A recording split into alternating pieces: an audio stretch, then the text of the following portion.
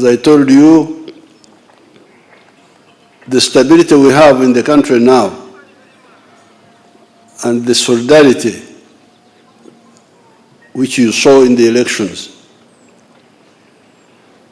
is due to the Micheno which have been Chenurad.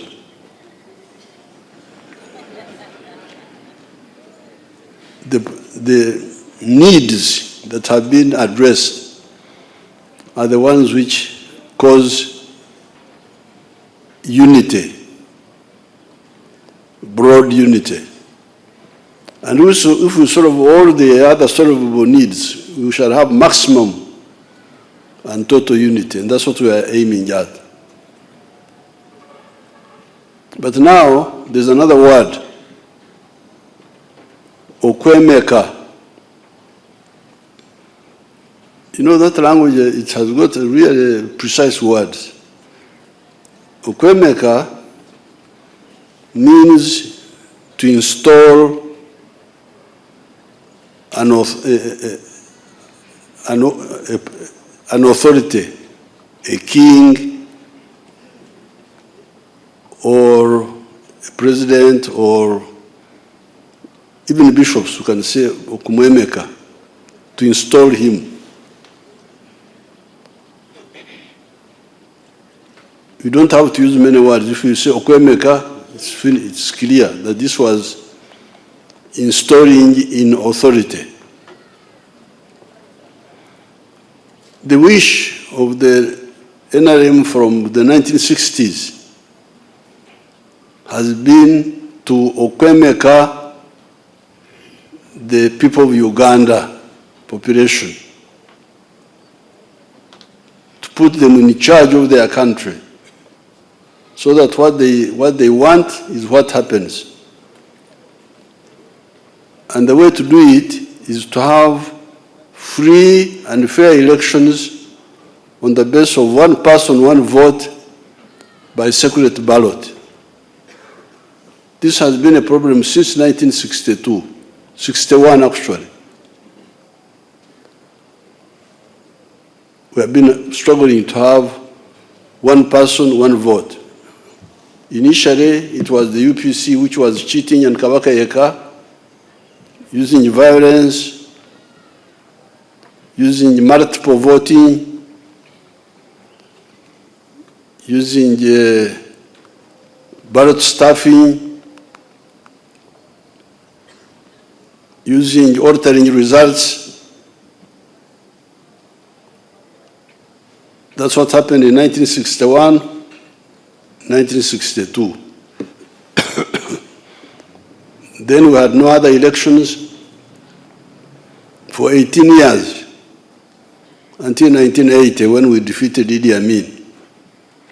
We sat with the people who were with us that time, said, please, let's organize good elections. Why? They were not interested.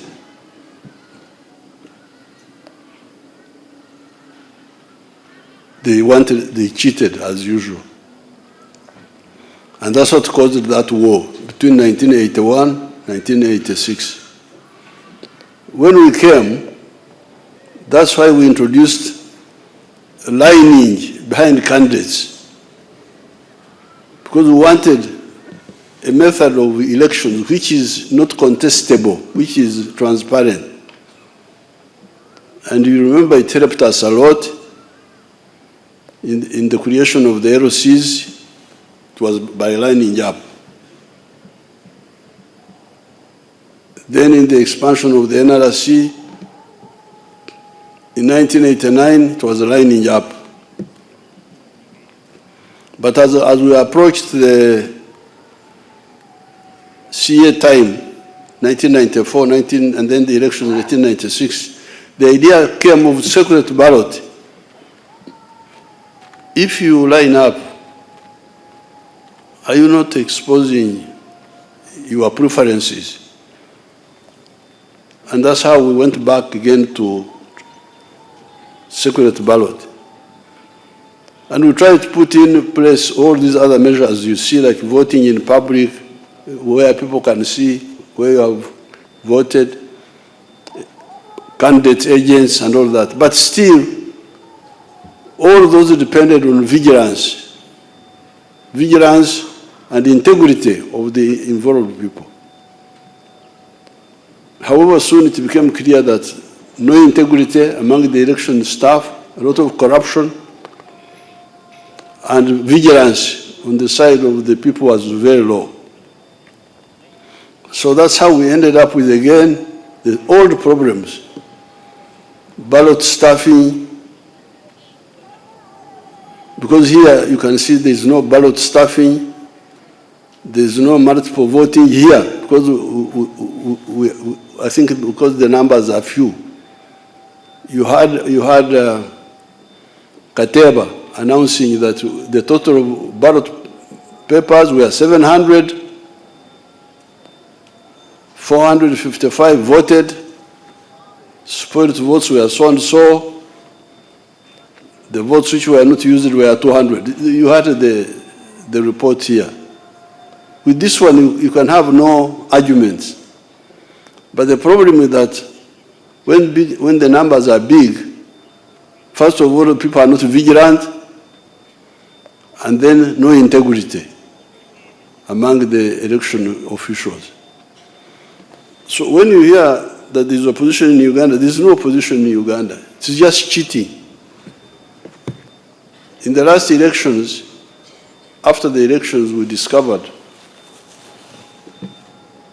that this NUP group had infiltrated 2.7 million votes, fake votes, into the system. 1 million was printed at Nkuruma Road here, and 1.7 million was printed in Dubai and brought here. So that's why I have been insisting on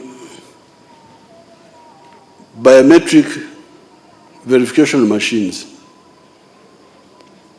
There was some problem about coordination of how to use them, but they actually work. They used them in Bulamburi, the whole district in the presidential elections used the those verification machines, and they worked very well.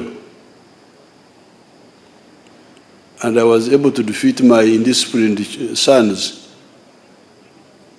Bobi Wine and Nandala, because Nandala is the one who was trying to confuse our people there. Very clearly, 65% in one, 65% in Namsindwa, 60-something% in Bulamburi. I hear they also worked well in Nebi, but I have not got the details. Now, yesterday, in these other elections, they have been used, apparently. In Masaka, they were used.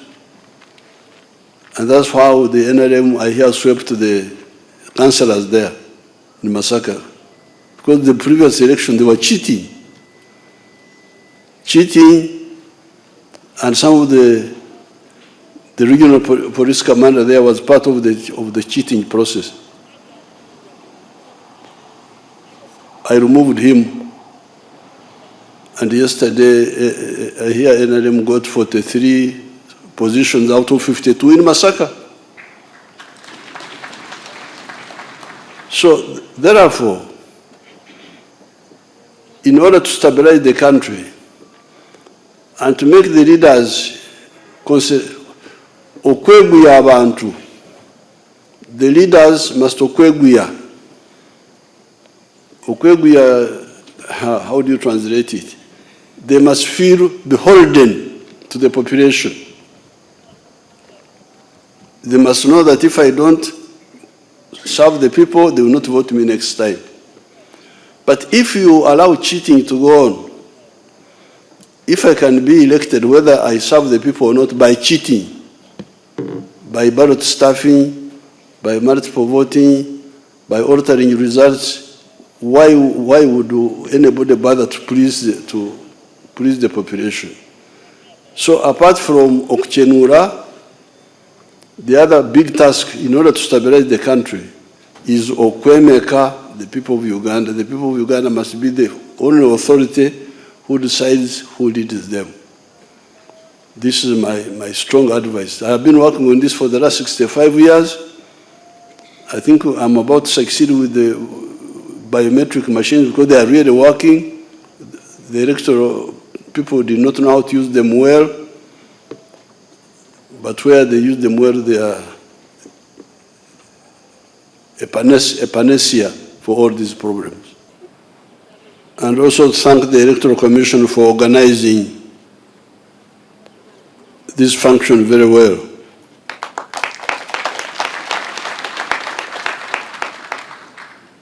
I also want to thank the High Command for having nominated the people whom I forwarded to you. So with these few remarks, I congratulate everybody. I thank the Electoral Commission. I thank the Army leadership for what has been done. Congratulations, all of you.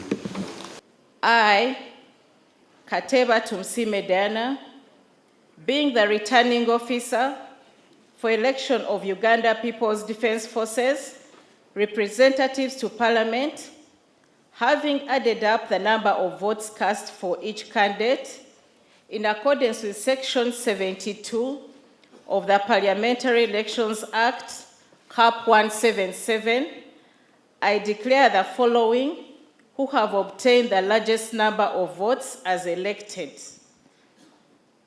Number 1, Meme Sylvia, 314 votes. 2, Ikiriza Knight, 307 votes. Nekesa Christine Situma, 261 votes.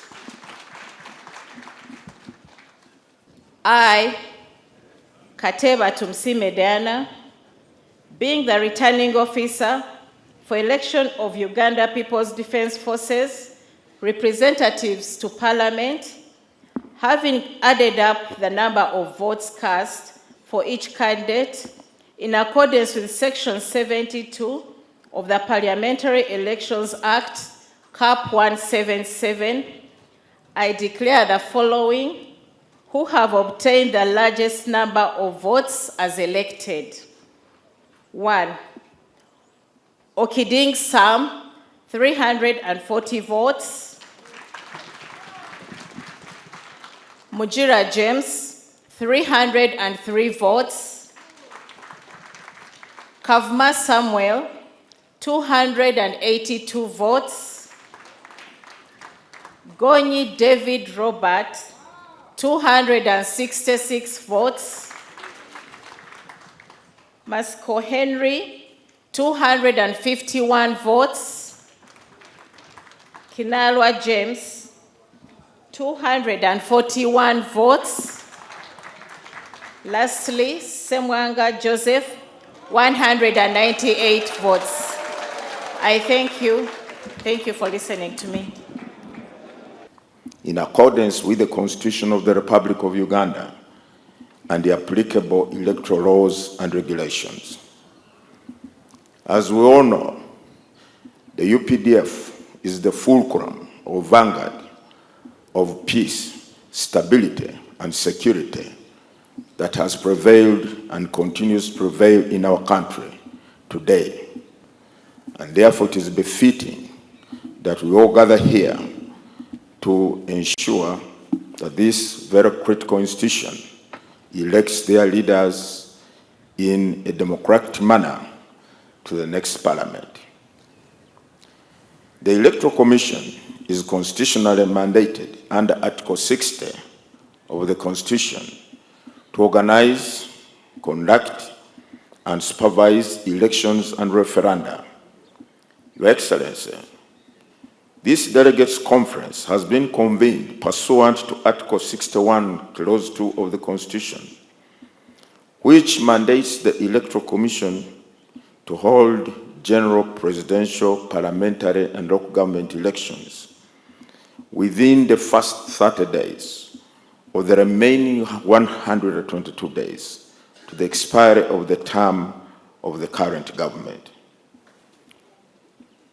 And to that extent, therefore, the Commission appointed dates for the election of members of Parliament representing special interest groups, and the UPDF also falls under that category. I would like to commend and congratulate you, the members of the UPDF family, upon this successful electoral polling exercise. As we all witnessed, the voters were orderly and peaceful. After voting, they did not hang around the polling station.